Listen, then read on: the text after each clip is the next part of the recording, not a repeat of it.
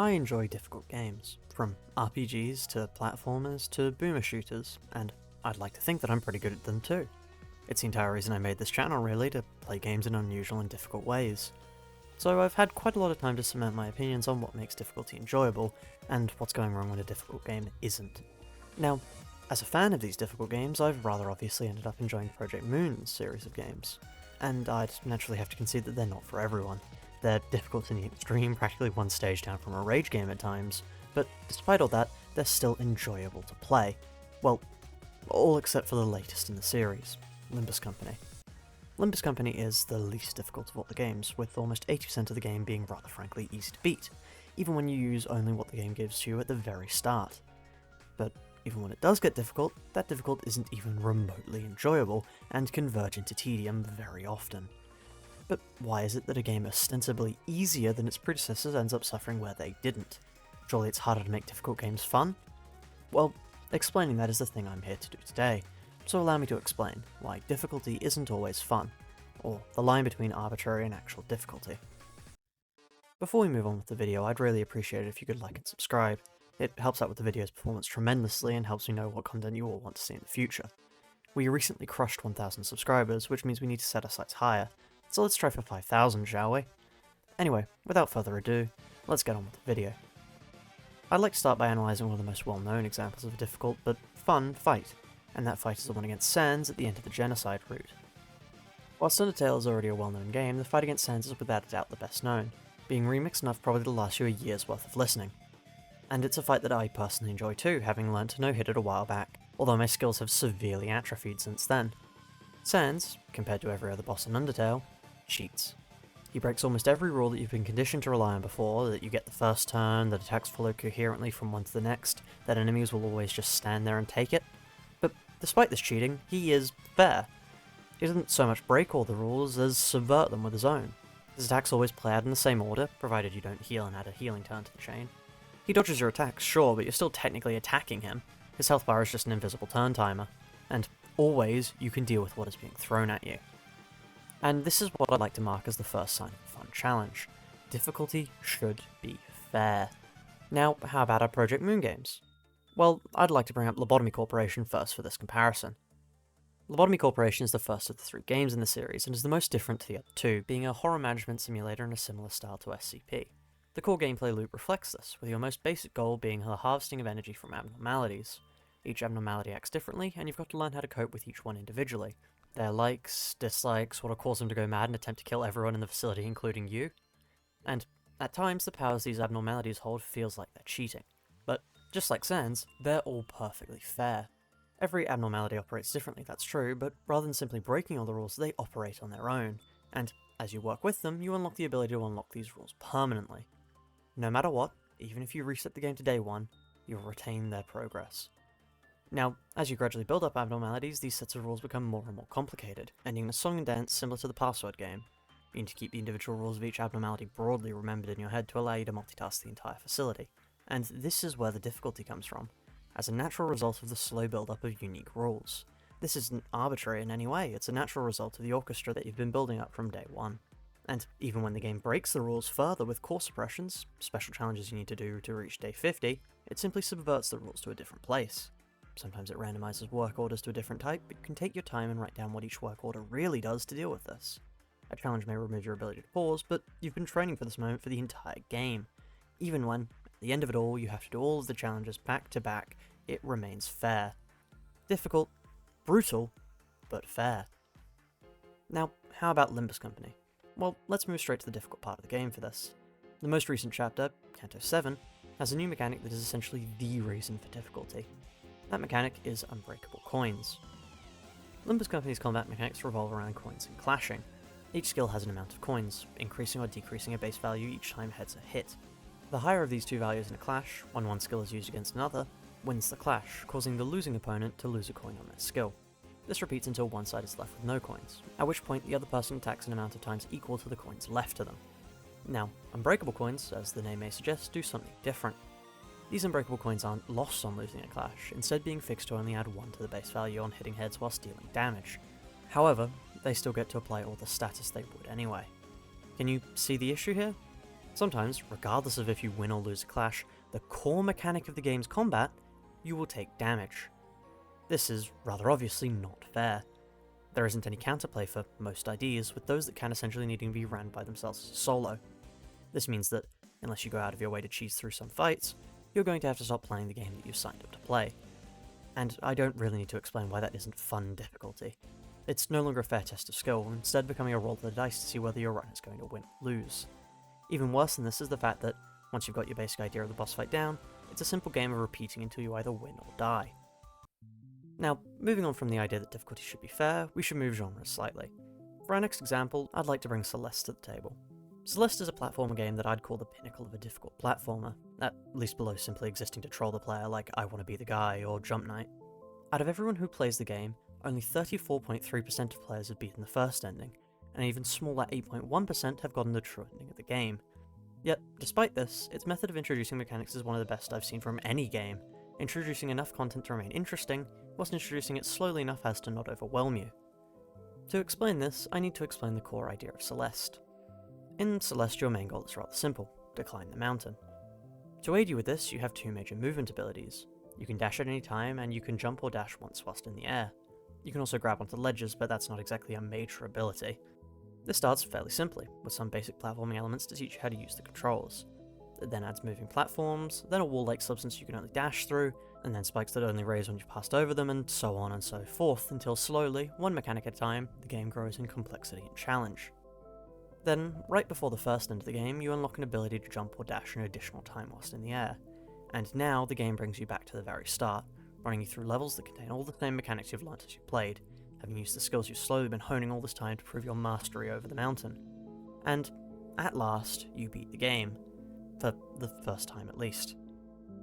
This is what I would call the second major hallmark of fun difficulty. Additions to the game should augment the experience, not aim to change it entirely. Ruina is the second game in the series, and is a departure from the style of the first game, being a turn-based deck builder. It is my personal favourite in the series, and not just for amazing story and soundtrack, that I sadly can't play most of without getting copyright claimed, but because mechanically, it's the best in the series. Ruina's tutorial is terrible, as are all Project Moon tutorials, but that's a matter for another day. Yet it manages to escape this, ruining the entire experience due to how it introduces its mechanics. To explain how Ruina does this so well, I need to quickly explain how Ruina's deck building mechanics work. The two things you determine with every build are what key page you use, and what 9 cards you use as part of that build. Key pages are Ruina's form of character selection, determining the health, speed, and resistances of the librarian you're building. These key pages also have specific passives that massively change how they play, effectively making or breaking some builds. Cards in comparison to this are the weaponry you use, with each librarian having a max of 9 cards that can be drawn from at any one time. As for the way you get these pages and cards, well, you kill people to turn them into books, and then burn those books to steal their movesets and passives. This creates an interesting system where, most of the time, you'll always have to face an enemy that uses a mechanic before you unlock it yourself. You'll learn what something does before you get to use it because you have to have beaten somebody who was using it first. This perfectly feeds into the system of the game, not only making you feel like you've earned what you're using, but also allowing you to think creative about how you can mesh certain statuses and playstyles together for your own use. There is no point in the game where the introduction of mechanic aims to entirely usurp the prior mechanics of the game, instead building on them layer by layer to raise the difficulty. This is perfect because, rather simply, you can directly see where the difficulty comes from. There's nothing arbitrary. The difficulty comes as a direct result of the mechanics interacting with each other, rather than simply because the designers felt that it was necessary to make the game more arbitrarily difficult. What about Limbus Company? How does it handle the introduction of new mechanics? Well, the chain battle system was recently introduced, being implemented between the previous and most recent seasons. The idea of it is that, rather than losing a slot permanently when one of your characters died, they'd be replaced by an additional character until you'd move through all 12 available to you. Now, if this was created as a reaction to content becoming more difficult, or was used as a way to make more interesting but fair fights, it would be broadly a good mechanic. But, as it was implemented, there was no real point to it. Your characters rarely died, with deaths usually spelling the end of a particular run, which you'd simply reset to avoid having to deal with any particularly bad consequences. So why was it implemented at all? It served no purpose, not augmenting the gameplay in any way, shape or form. So it was at this point PM forced the use of the mechanic, changing the way fights work entirely to have to make you interact with chain battles, and in doing so made fights arbitrarily difficult in the extreme, removing what little fun was actually present to begin with. I am, once again, referring to unbreakable coins. From the start of the game, you're taught the very basic idea that when you win a clash, you generally end up in a better place than your opponent. This isn't changed for the entirety of the game until you reach Chapter 7, where unbreakable coins are unleashed on the world. In Canto 7, unbreakable coins are used to ensure that your sinners are going to die. There's no interesting mechanics to it, no possible counterplay for most IDs, you are simply going to die, because the chain system has to be used. Now, if this had been implemented from the start, then it would probably be less painful, and if making a new team to deal with something wasn't a pain too, but that's not an issue to do with arbitrary difficulty. But because this is 7 entire chapters into the game, attempting to change this core premise of you win when you win into you lose when you win sometimes, stands no chance of working for the majority of the player base. Rather than making a new difficult system that alters the mechanics of the game in an interesting way, the core gameplay loop is changed entirely to what feels like a punishment for simply wanting to play the way the game has taught you to play it every moment prior. I'd like to look to Ultrakill to find our final hallmark. Ultrakill is a fast-paced, action shooter that heavily draws inspiration from games like Devil May Cry and Quake. In fact, the URL for Ultrakill's website is actually www.devilmayquake.com. And it's a game that perfectly encapsulates the idea of a difficult game taking a moment to learn but a lifetime to master. Every gun has unlimited ammo, with switching between them heavily incentivized, not only as there are plenty of combos between the weapons, but because doing so increases the score you gain on the meter on the right. This meter is what controls the speed of certain recovery mechanics, rewarding you for playing with an aggressive and mixed playstyle. You also don't regenerate health, instead regaining it from the blood of your enemies, also rewarding an aggressive playstyle. But there's one thing that makes Ultrakill's difficulty fun. The player is given agency to choose how they want to handle situations. Let's take a look at the first secret challenge level in Ultrakill to explain what I mean by this. You're at first met with a stationary enemy that fires projectiles at you, summoning floating eyes periodically that heal if you don't clear them all out quick enough. Even these ads have multiple ways you can clear them out. You could fire at each one in turn with any gun of your choosing, use the coin revolver to hit one of them each as you slide around like a madman, eject the core of your base shotgun and then hit it with an explosive railgun shot to nuke the arena, clearing out every eye in the process. And there's nothing forcing you to stick to the exact same method each time, because you've got to handle this whilst still attacking the boss and dodging all its attacks. There's no one right method to handle them. The agency is given to the player on how they want to handle the challenge. There's even a strategy where you plainly ignore the ads, instead doing an interesting switching combo with your shotguns, where you rapidly switch between them, parrying your own shots, yes, you can do that too, to deal an insane amount of damage to the boss before it even gets close to healing. You could even beat it without firing a shot at all, instead simply parrying every attack thrown at you. This is another way the player is given more agency, the ability to parry almost literally everything. If you really want to, the game lets you parry a giant fist from the sky as a viable way to deal with the boss. All of this, and I've only covered the first half of this boss fight. Agency is a way to practically guarantee that difficulty isn't arbitrary, because it ensures there are multiple exits to a challenge, ways that mean you aren't simply railroading the player into the outcome you want them to experience. This doesn't mean giving the player an easier time, but rather giving them the ability to take their fates into their own hands, so to speak. Now, which of the Project Moon games best shows agency? Well, I'd actually argue both the examples we've been using as engaging difficulty work here. Lobotomy Corporation's agency manifests in the form of the gear and playstyles you can use to approach challenges.